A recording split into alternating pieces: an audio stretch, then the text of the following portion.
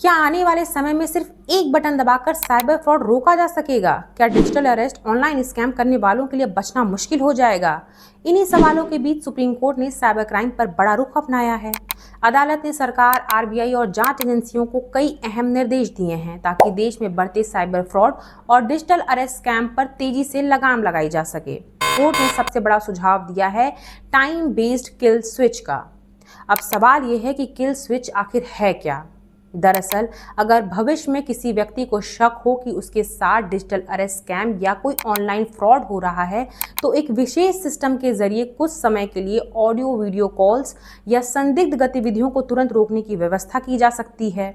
Supreme court ने IT ministry, department of telecom और Indian cyber crime coordination centre से कहा है कि वे इसकी तकनीकी संभावना, फायदे और सुरक्षा उपायों पर रिपोर्ट तैयार करें।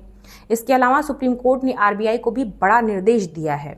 कोर्ट ने कहा है कि जब किसी म्यूल अकाउंट यानी कि स्कैम में इस्तेमाल किए जा रहे बैंक खाते में पैसा पहुंचे, तो बैंक तुरंत उस रकम को टेम्पररी होल्ड पर रखने के लिए एक स्टैंडर्ड ऑपरेटिंग प्रोसीजर एसओपी तैयार करे ताकि फ्रॉडस्टर पैसे निकालकर फरार न हो सकें।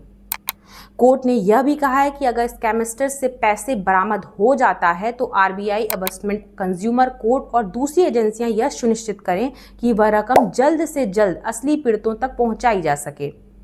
वहीं सीबीआई को भी सुझाव दिया गया है कि वह यह जांच करे कि क्या 10 करोड़ रुपए की मौजूदा सीमा को कम किया जा सकता है, ताकि एक ही गिरोह से जुड़े छोटे लेकिन कई साइबर स्कैम मामलों की जांच एजेंसी अपनी स्तर पर जांच कर सके।